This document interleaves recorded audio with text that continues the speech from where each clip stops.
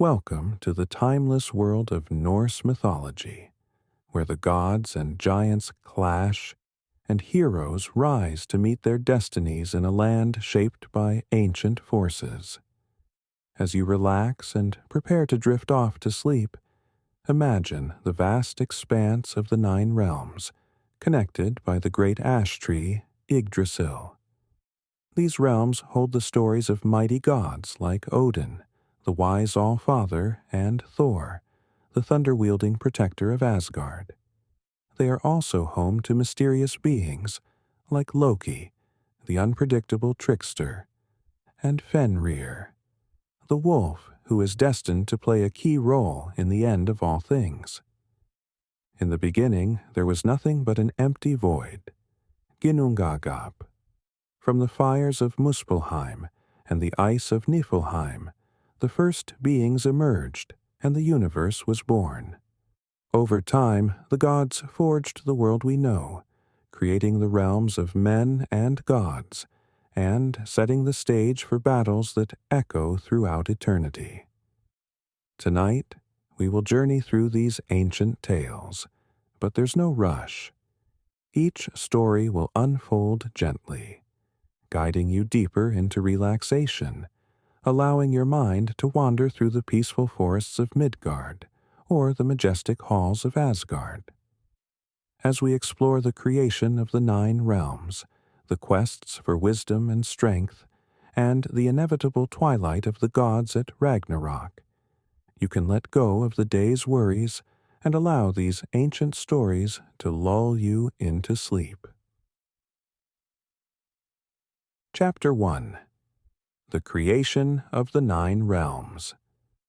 And in the beginning, there was nothing but an endless empty void called Ginnungagap. It stretched out into infinity, silent and cold, with no life, no sound, and no time. To the north lay Niflheim, a realm of ice and mist where the winds howled and the frost spread endlessly. To the south lay Muspelheim, a land of fire where flames danced wildly and the heat scorched the air. Between these two opposing forces, something extraordinary happened. Where the icy breath of Niflheim met the scorching flames of Muspelheim, the heat began to melt the ice, and from this mixture of fire and ice, life emerged. First, there was a giant named Ymir, a being so vast that his body spanned the worlds. From Ymir came the Frost Giants, an ancient race that would later battle the gods. But Ymir was not the only one born from the meeting of fire and ice. From the melting ice, the sacred cow Audhumla appeared. Her milk nourished Ymir, and as she licked the salty ice, she uncovered the form of another being, Buri, the first of the gods. Buri's descendants would become the rulers of the new world. From Buri came Odin, Vili, and Ve, the three brothers destined to shape the universe. The gods saw Ymir, the frost giant, and knew that to create a world where life could thrive, they had to act. Together, the three brothers attacked Ymir, and, after a great battle, killed him. Ymir's immense body became the foundation of the world. From Ymir's flesh, they formed the earth. His blood became the oceans, his bones the mountains, and his hair the trees. The brothers took Ymir's skull and raised it above the earth to form the sky, and from his brain they created the clouds. His teeth and shattered bones became stones and boulders, scattered across the land. In this way, the world as we know it began to take shape. Next, Odin, Vili, and Ve created the realms.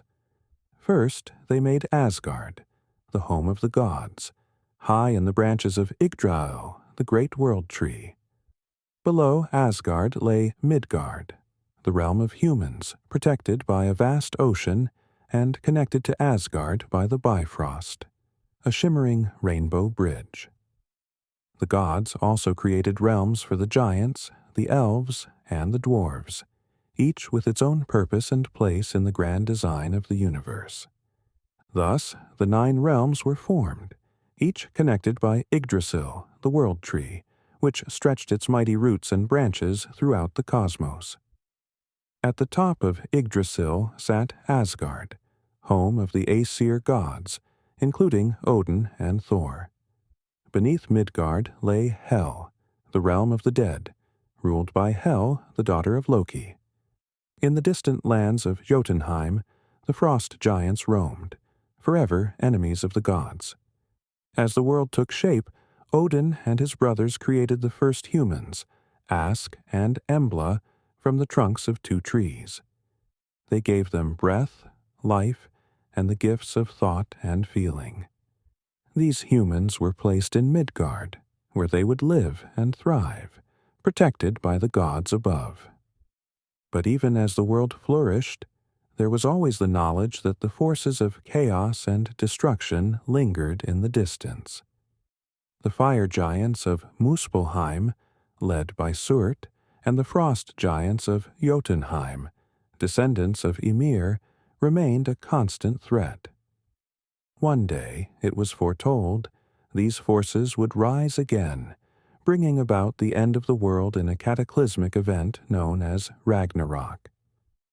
For now, however, the 9 realms thrived in the balance between creation and destruction, with the gods watching over them from Asgard.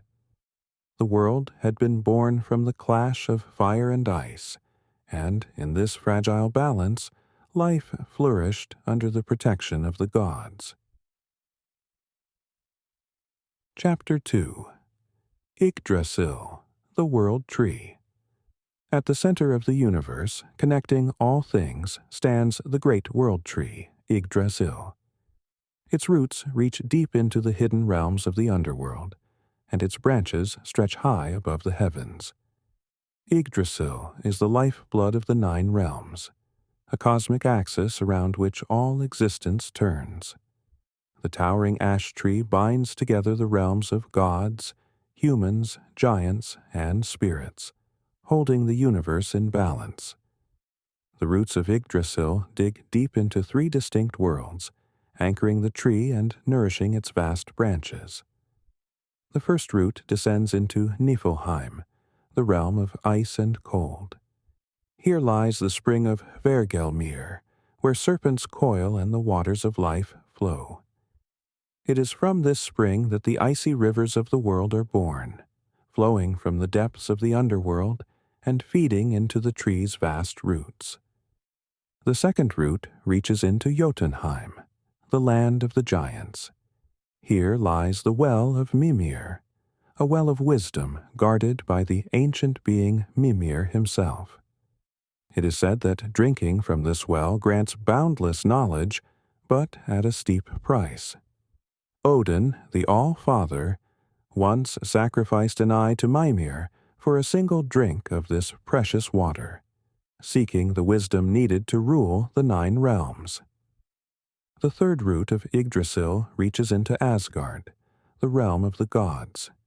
Here, at the base of the root, lies the well of Urd, watched over by the 3 Norns, Urd, Verdandi, and Skuld. These wise women weave the fates of all beings, mortal and divine alike, spinning the threads of destiny from the past, the present, and the future. The Norns well nurtures Yggdrasil's branches, ensuring the tree's vitality and the continuation of life across the realms. The vast branches of Yggdrasil extend outward, connecting the heavens, the earth, and the underworld. High in the upper branches lies Asgard, the shining realm of the Aesir gods, where Odin rules from his great hall, Valhalla. Warriors who have fallen in battle are brought to Valhalla by the Valkyries, where they prepare for the day of Ragnarok, the final battle that will reshape the cosmos. Beneath Asgard lies Midgard, the realm of humans. This world, enclosed by a great ocean, is connected to Asgard by the Bifrost, the shimmering rainbow bridge guarded by Heimdall, the ever-watchful sentry. Midgard is home to men and women, the descendants of Ask and Embla, who live their lives under the watchful gaze of the gods. Lower still is Jotunheim, the chaotic land of the giants, forever at odds with the gods of Asgard. The frost giants, descendants of Ymir, dwell here, plotting and preparing for the day they will rise against the gods. Jotunheim is a realm of towering mountains and frozen wastelands, where storms rage endlessly and the forces of chaos stir. Beyond Midgard, in the dark, cold reaches of the universe, lies Niflheim, the realm of ice and mist. Here, the dead who do not die in battle are sent to Helheim, a grim underworld ruled by Hel, the daughter of Loki. In this shadowy land, the dead rest beneath the roots of Yggdrasil, watched over by Hel herself, who awaits the coming of Ragnarok. On the other side of the tree lies Muspelheim, a land of eternal fire. Here, the fire giants, led by Surt, dwell, preparing for the day they will march against the gods and burn the world in flames. Muspelheim is a place of intense heat and unending flames, where nothing grows, and destruction reigns supreme. As Yggdrasil connects the realms of gods, humans, and giants, it is constantly threatened by forces of chaos. A great eagle sits atop Yggdrasil's highest branch, watching over the tree and the realms below. At its feet scurries the mischievous squirrel, Ratatoskr, who carries insults back and forth between the eagle and Nidhogg, the serpent that gnaws at the tree's roots in Niflheim. Nidhogg's constant gnawing weakens the tree, and while Yggdrasil stands strong, the serpent's efforts remind all who live in the 9 realms that destruction is always looming, just as life continues to grow. Despite the dangers that surround Yggdrasil, it remains the most powerful force in the universe, sustaining life and maintaining the balance between creation and destruction.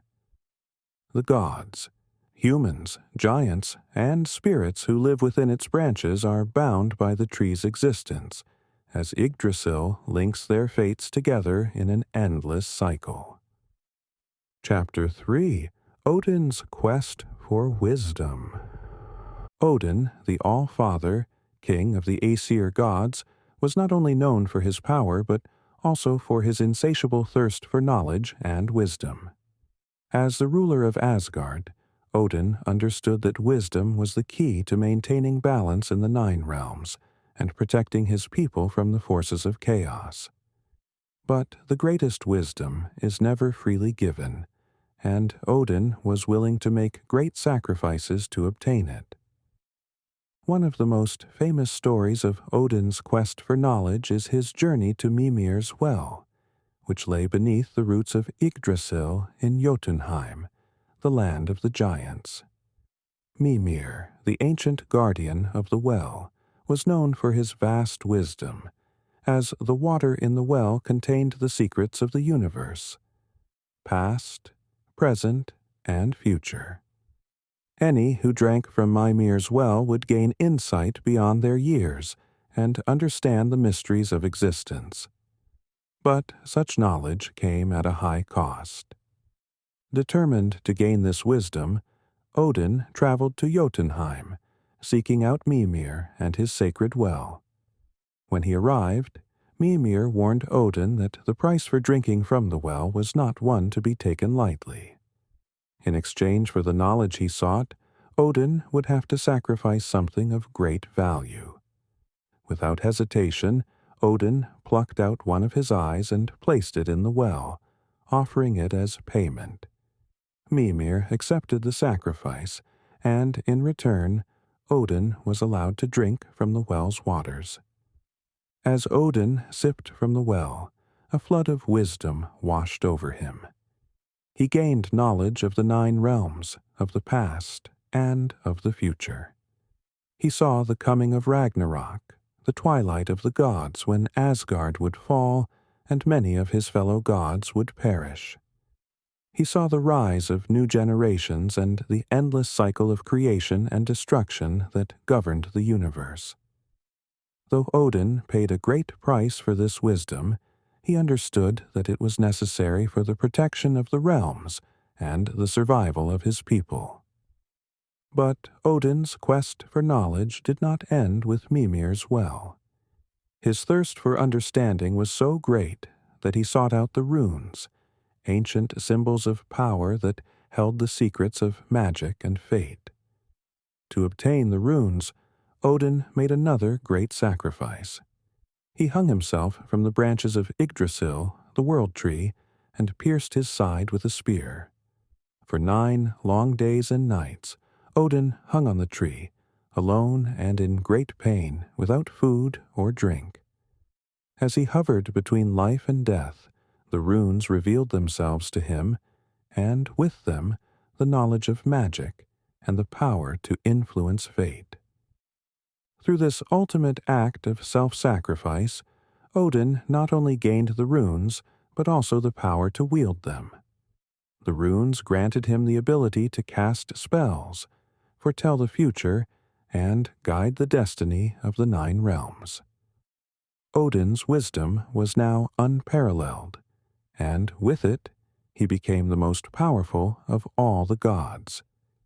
Yet, despite his immense knowledge, Odin remained ever watchful, knowing that the future he had glimpsed, Ragnarok, was inevitable.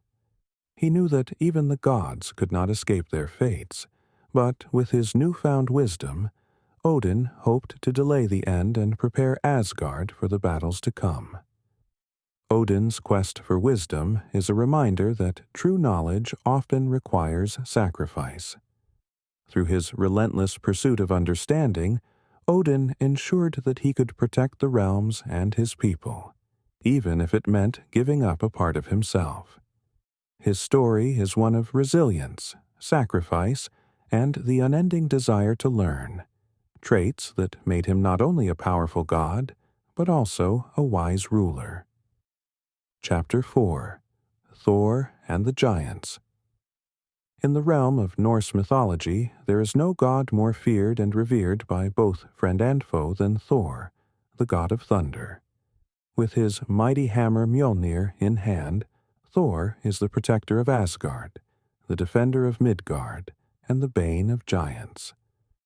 Known for his unmatched strength and courage, Thor's adventures are filled with battles against the fearsome giants of Jotunheim, his eternal enemies. Yet, despite his fierce nature, Thor is also a figure of protection, ensuring the safety of gods and men alike. Thor's hammer, Mjolnir, was no ordinary weapon. Forged by the dwarves, it had the power to summon thunder and lightning, shatter mountains, and protect Asgard from the forces of chaos. But Mjolnir was more than just a weapon. It was a symbol of Thor's divine power, his unshakable resolve to protect the realms from the destructive forces of the giants. Whenever Asgard or Midgard was threatened, Thor would ride out in his chariot, drawn by 2 mighty goats, Tangrisnir and Tangnjoster, ready to defend his people. One of Thor's most legendary battles was his encounter with Hrungnir, the stone giant. Hrungnir was the strongest of all the giants, boasting that no god or man could defeat him. Angered by his arrogance, Thor challenged Hrungnir to a duel. The earth shook as the 2 titans clashed, their blows causing mountains to crumble and the sky to tremble. Thor, with his unmatched strength, eventually struck Hrungnir down with Mjolnir, proving once again that the giants could not stand against him. But not all of Thor's adventures were battles of brute strength. One of the most curious stories is Thor's journey to Utgard, the stronghold of the giants, where he encountered the trickster king Utgard Loki. In this tale, Thor and his companions were challenged to a series of strange contests that seemed impossible to win. Thor, believing in his own strength, accepted every challenge, only to fail at each one. In one contest, Thor was asked to lift a giant's cat, which seemed to be an easy task for the mighty god. Yet, no matter how hard he tried, he could barely lift one of the cat's paws off the ground. In another contest, Thor was challenged to drink from a horn that never seemed to empty, no matter how much he drank. Finally, Thor was asked to wrestle an old woman, and, to his shock, he was defeated. It was only later that Thor learned the truth. Utgard Loki had tricked him. The cat Thor had tried to lift was actually Jormungandr, the Midgard serpent, a creature so vast that it encircled the world. The horn he had tried to drink from was connected to the ocean, and Thor's efforts had lowered the sea level. And the old woman he wrestled was old age itself, a force no one, not even the gods, could defeat. Though Thor had been outwitted, his immense strength and determination had impressed even the giants, for no one else could have come so close to achieving the impossible. Perhaps the most fearsome of Thor's enemies was Jormungandr, the world serpent. Thor and Jormungandr were destined to face each other in the final battle of Ragnarok, but their enmity began long before that day. In one story, Thor went on a fishing trip with the giant Hymir, hoping to catch the serpent. Using a giant ox's head as bait, Thor cast his line into the ocean. After a long struggle, Jormungandr took the bait, and Thor pulled with all his might, intending to drag the serpent from the depths and strike it down with Mjolnir. Just as Thor was about to deliver the killing blow, Hymir, terrified by the sight of the serpent, cut the line, allowing Jormungandr to slip back into the sea. Their final battle would have to wait. Though Thor was often seen as a figure of brute strength, there was also a deep sense of responsibility and loyalty that guided his actions. His battles were not fought for glory or conquest, but to protect the realms from the chaos that the giants represented. For Thor, every swing of Mjolnir was a defensive order, a stand against the forces of destruction that threatened the balance of the universe. As you lie here, imagine the sound of distant thunder rumbling in the sky, a reminder of Thor's presence. Picture the god of thunder standing tall, Mjolnir in hand, ready to protect the 9 realms from any threat. Let the calm strength of Thor's unwavering resolve bring you peace, knowing that, even in the chaos of the universe, there is always a protector, always a force for order. Chapter 5. Loki, the Trickster. Among the gods of Asgard, there is no figure more unpredictable and enigmatic than Loki, the trickster god. Neither fully trusted nor entirely shunned, Loki's presence in Asgard was a source of constant unease. His cunning and charm could bring both incredible fortune and devastating misfortune to the gods. Known for his mischief, deception, and shape-shifting abilities, Loki's adventures often blurred the lines between friend and foe, order and chaos. Though Loki was considered a god and lived among the Aesir, he was not born of them. His lineage traced back to the giants of Jotunheim, and this duality reflected the complexity of his character. At times, Loki was an ally to the gods, helping them out of tricky situations with his wit and resourcefulness. But just as often, Loki's scheming and deceit led the gods into danger, bringing chaos into the orderly world they sought to protect. One of Loki's most infamous acts of mischief was the theft of Sif's golden hair. Sif, the wife of Thor, was known for her long, golden hair that shimmered like sunlight. One night, in a fit of mischief, Loki crept into her chamber and cut off her hair while she slept. When Thor discovered what had happened, His rage was unmatched. Thor seized Loki and threatened to break every bone in his body unless he restored Sif's hair. Realizing he had gone too far, Loki devised a plan to avoid Thor's wrath. He journeyed to the realm of the dwarves, master craftsmen known for their unparalleled skill in creating magical objects. Loki promised the dwarves great riches if they could fashion a new set of hair for Sif, made of pure gold and enchanted to grow like natural hair. The dwarves accepted the challenge, and soon enough, Sif's golden hair was restored, more beautiful than ever before. But Loki's involvement with the dwarves did not end there. Ever the schemer, he made a bet with the dwarves, boasting that they could not craft 3 magical items that would rival the hair they had made for Sif. The dwarves, confident in their abilities, accepted the wager, and so they set to work. From their forges came 3 legendary treasures: the golden hair for Sif, the mighty hammer Mjolnir for Thor, and the spear Gungnir for Odin, a weapon that would never miss its mark. Despite his role in securing these gifts, Loki could never resist stirring trouble.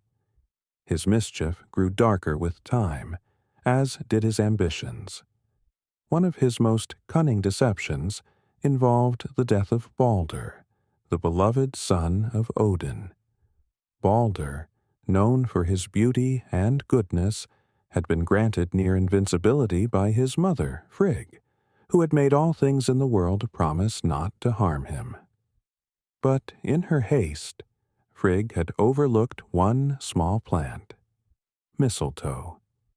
Loki, ever observant, discovered this oversight and fashioned an arrow from mistletoe. He approached Hoder, Balder's blind brother, during a game where the gods were throwing objects at Balder, laughing as they harmlessly bounced off him. Loki handed the mistletoe arrow to Hoder and guided his hand, pretending it was just another part of the game. The arrow struck Balder, and to the horror of the gods, Balder fell dead. This act of treachery would mark Loki's ultimate betrayal. Though the gods grieved for Balder and sent messengers to the underworld to negotiate his return, the deed was done, and Loki's role in it could not be undone. His actions set in motion a chain of events that would lead to his downfall and, ultimately, to Ragnarok, the twilight of the gods. Loki's punishment for the death of Balder was severe. The gods, enraged by his betrayal, captured him and bound him deep beneath the earth. A serpent was placed above him, its venom dripping continuously onto his face. His wife, Sigyn, stayed by his side, catching the venom in a bowl, but each time she left to empty it, the venom would burn Loki's skin, causing him unbearable pain. It was said that Loki's writhing in agony caused earthquakes, shaking the realms of gods and men. Yet even in captivity, Loki's story was not over. The prophecy foretold that during Ragnarok, Loki would break free from his bonds and lead the forces of chaos in the final battle against the gods. Riding at the head of an army of giants with his monstrous children, Fenrir, the great wolf, and Jormungandr, the world serpent, at his side, Loki's role in the destruction of the world was destined. Despite his chaotic nature and acts of betrayal, Loki was never entirely evil. He embodied the duality of creation and destruction, order and chaos. While his actions often brought hardship, they also brought change, forcing the gods to confront their weaknesses and adapt to the inevitable forces of fate. Chapter 6: The Binding of Fenrir. Among the many children of Loki, none was more feared than Fenrir, whose strength and size were unmatched by any creature in the 9 realms. From the moment of his birth, the gods knew that Fenrir's destiny was intertwined with the for it had been foretold that he would bring great ruin to Asgard and devour Odin himself during the final battle of Ragnarok. As Fenrir grew, so did the gods' concern, for they could see that this creature possessed an insatiable hunger for power and chaos. Despite Fenrir's dark destiny, the gods did not want to destroy him outright, for such an act might hasten the very fate they sought to prevent. Instead, they resolved to keep a close watch on the wolf, raising him under their care in Asgard. Only Tyr, the god of war and justice, had the courage to approach Fenrir and feed him. Over time, the wolf grew so large and strong that even the gods began to fear him, for he could no longer be controlled.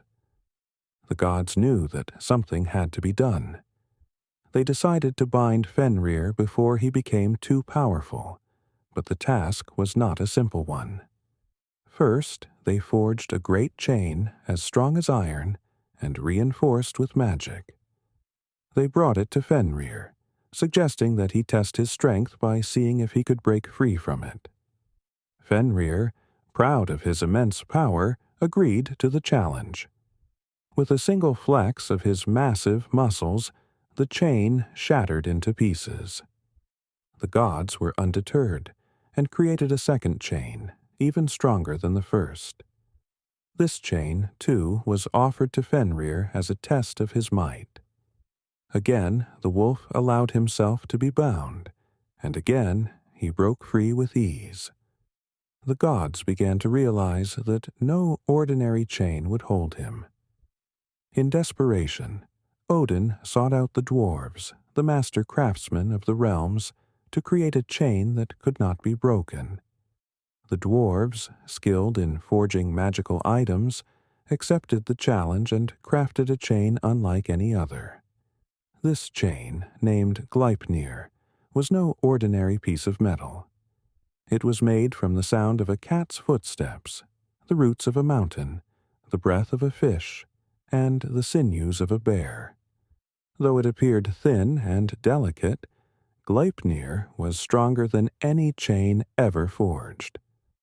The gods returned to Asgard with Gleipnir and approached Fenrir once again, this time offering the seemingly fragile chain as a test. But Fenrir, wise to their intentions, sensed a trap. He had broken free of the other chains with ease, but there was something unnatural about Gleipnir, something that made him wary. He agreed to be bound one final time, but only if one of the gods would place their hand in his mouth as a show of trust. If the gods were tricking him, he would bite down and take their hand as payment. Tyr, the bravest of the gods, stepped forward without hesitation. He placed his hand in Fenrir's mouth, knowing what might happen. The gods then wrapped Gleipnir around Fenrir, and, as the last loop was secured, the wolf strained against the chain. He pulled and struggled, but no matter how hard he fought, Gleipnir would not break. The more he struggled, the tighter the chain became. Realizing he had been tricked, Fenrir snapped his jaws shut, severing Tyr's hand. The gods, though saddened by Tyr's sacrifice, knew that they had succeeded in binding the beast. They took the bound Fenrir and fastened him to a boulder deep beneath the earth, where he would remain imprisoned, unable to escape. But the gods knew that this was only a temporary victory. The prophecies had foretold that Fenrir would eventually break free from his bonds when the time of Ragnarok arrived.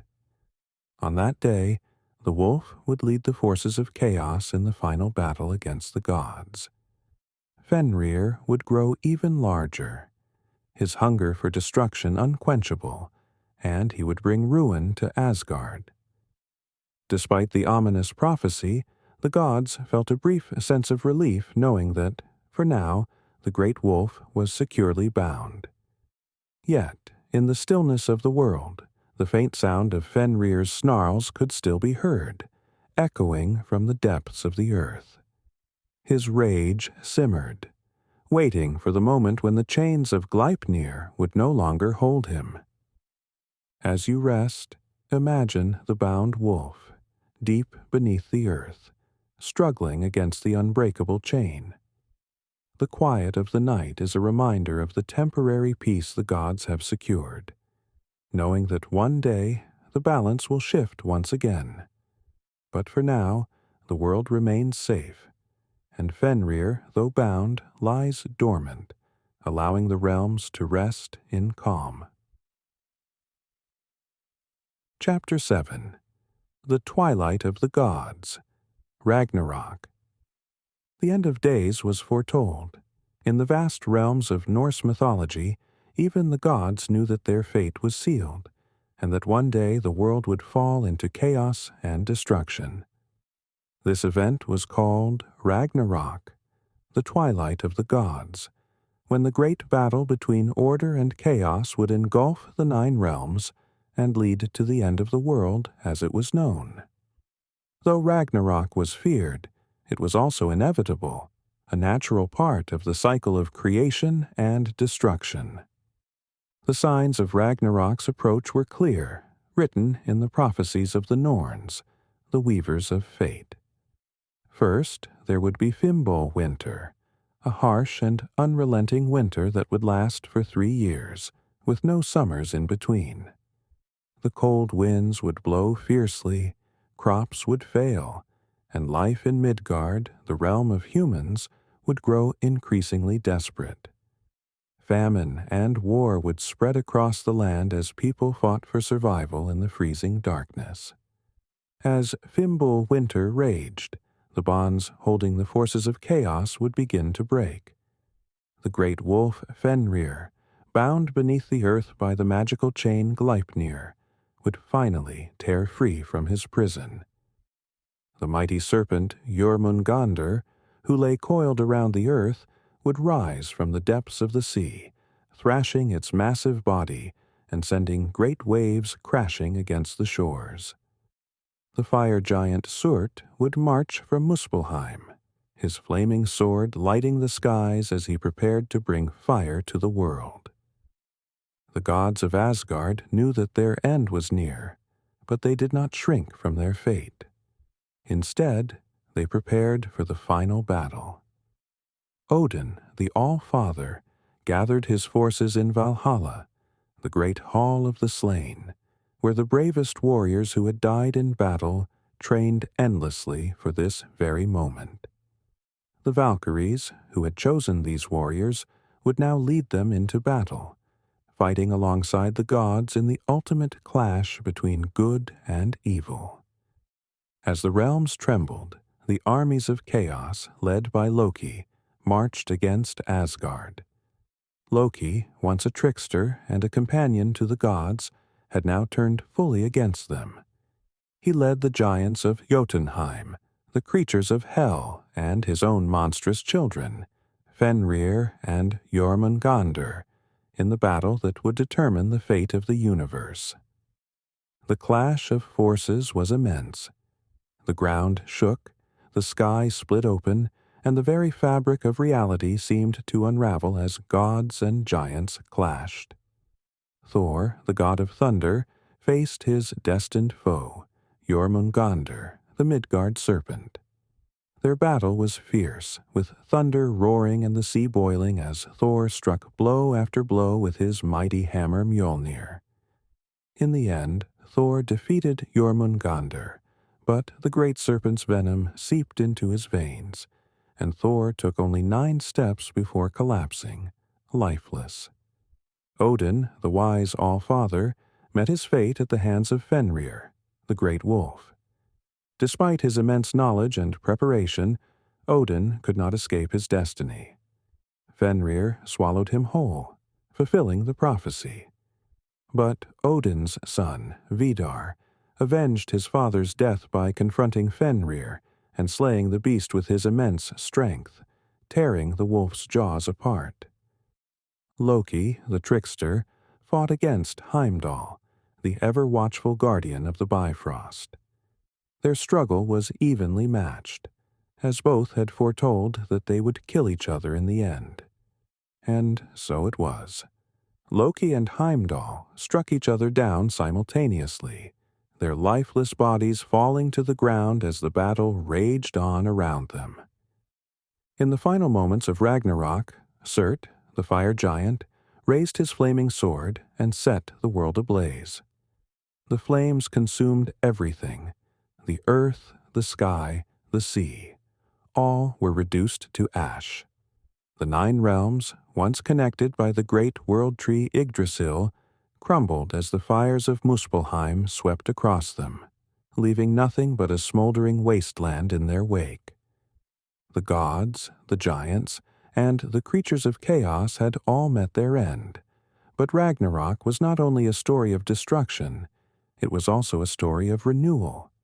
From the ashes of the old world, a new world would emerge. The cycle of life, death, and rebirth would begin again, and those who survived would build a new future. 2 human beings, Leif and Lifthrasir, who had hidden in the safety of Yggdrasil's branches, emerged into this new world. From them, a new race of humans would be born, and the earth would once again be green and fertile. The surviving gods, including Vidar, Vali, and Thor's sons Modi and Magni, would gather to rebuild Asgard and restore peace to the realms. In the end, even the gods could not escape the fate woven for them by the Norns. But the end of one cycle meant the beginning of another. The flames of Ragnarok gave way to new life, a reminder that even in destruction, there is always the promise of rebirth. Chapter 8. A New Beginning. Out of the ashes of Ragnarok, where gods and giants had fallen and the world had been consumed by fire, the cycle of life began anew. Though the destruction had been total, it was not the end. From the smoldering remains of the 9 realms, new life emerged, bringing with it hope and renewal. The first to rise in this reborn world were 2 human beings, Leif and Lifthrasir, who had survived the flames of Ragnarok by hiding in the safety of Yggdrasil's branches. They had been nourished by the morning dew that clung to the tree, sleeping through the chaos as the old world crumbled around them. Now, as the fires subsided and the sky cleared, Leif and Lifthrasir stepped out into the new world, a world untainted by the battles of gods and giants. From this couple, a new race of humans would be born, and they would populate Midgard, the realm of mankind. The land, once scorched and barren, began to heal. Trees and plants grew again. Rivers flowed fresh, and the earth flourished under the warmth of a new sun. The world was peaceful and free from the shadows of chaos and destruction that had once threatened its existence. Though many of the gods had fallen during Ragnarok, not all were lost. Some had survived the great battle and now emerged to rebuild the world. Vidar, Odin's son, who had avenged his father by slaying the wolf Fenrir, remained to help restore balance to the realms. Vali, another of Odin's sons, also survived, destined to play a role in the new world's creation. The sons of Thor, Modi, and Magni inherited their father's hammer, Mjolnir, and with it, the responsibility of protecting the new world. Though their father had perished in his battle with Jormungandr, the Midgard serpent, Modi and Magni carried on Thor's legacy as defenders of Midgard and Asgard. Together, they would ensure that the new world remained strong, its peace protected from any future threats. Even Baldur, the beloved son of Odin who had been killed by Loki's trickery, returned from the underworld. His death had Ragnarok. In the new world, Baldur was granted life once more. With his return came light and beauty, and he would become a symbol of hope and renewal in this new age.